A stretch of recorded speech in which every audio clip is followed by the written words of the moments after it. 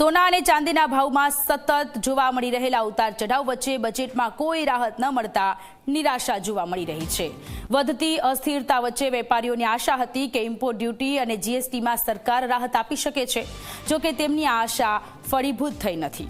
કેન્દ્રીય બજેટ વચ્ચે આજે સોનાના અને ચાંદીના ભાવમાં ફરી ઘટાડો જોવા મળ્યો। સારી વાત એ છે કે સોના અને ચાંદીના ભાવમાં ઘટાડો થતા ગ્રાહકો હવે ખરીદી કરી રહ્યા છે।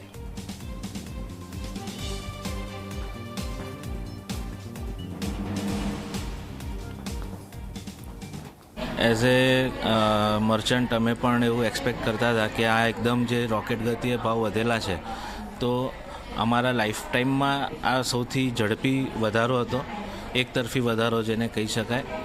હવે ચાંદીમાં પણ જ્યારે 4.25 લાખ રૂપિયા થઈ હતી ત્યારે પણ અમારા સાહેબે કહ્યું હતું, અમારા સર જે સુનિલભાઈ ગણદેવીકર છે એમણે કસ્ટમર પૂછતા હતા અવારનવાર ભાઈ કે હમણાં રોકાણ કરાય, લેવાય ના લેવાય, એટલે તે વખતે પણ આપણે કસ્ટમરને ગાઈડ કર્યા હતા કે અત્યારે થોડુંક શાંતિથી વિચારીને કામ કરવું જોઈએ।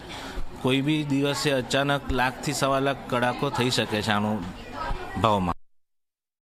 છેલ્લા કેટલાક દિવસથી સોના ચાંદીના ભાવ સતત વધી રહ્યા છે અને ભાવમાં ઉતાર ચઢાવ પણ જોવા મળી રહ્યો છે। અને આજે જ્યારે કેન્દ્રીય બજેટ જાહેર થયું, એ બજેટની અંદર એ સોના ચાંદીના ભાવમાં ક્યાંક રાહત મળશે તેવી આશા અપેક્ષા હતી, પરંતુ જે પ્રકારનું બજેટ રહ્યું એ બજેટની અંદર ક્યાંક આ રાહત નથી મળી, એ સોના ચાંદીના વેપારીઓનું કહેવું છે। અને બજાર જોઈ શકાય છે કે સતત વધતા ભાવ અને ઉતાર ચઢાવ રહેતા ભાવ વચ્ચે એ બજારમાં લોકો ખરીદી કરી રહ્યા છે, કારણ કે આ એક સેફ પૂંજી કહેવાય છે।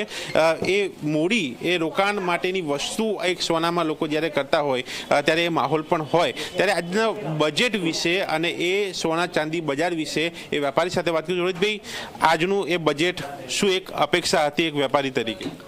વેપારી તરીકે અમને અપેક્ષા હતી કે ભાઈ સોનાના ઇમ્પોર્ટ ડ્યુટીમાં અને જીએસટીમાં માનની સરકારશ્રી તરફથી ઘટાડો આવશે, પણ માનનીય નાણામંત્રી શ્રી આ વખતે બજેટમાં જ્વેલરી ફિલ્ડને, જેમ એન્ડ જ્વેલરી ફિલ્ડને નિરાશ કરેલા છે।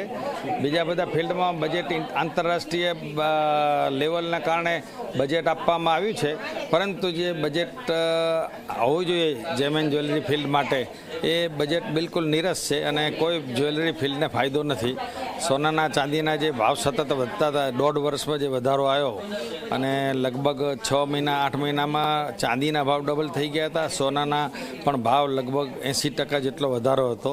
તો એના કારણે પણ જો ઇમ્પોર્ટ ડ્યુટીમાં ઘટાડો તો ભાવ લેવલમાં જો આવે તો લોકો ખરીદારી કરો, તો અમારા ફિલ્ડની અંદર ગ્રાહક વર્ગને હજુ ભાવ ઘટશે એવું માની અને વિચારતા રહ્યા, અને લગ્ન સિઝન પણ આમાં એક પહેલો રાઉન્ડ ગયો।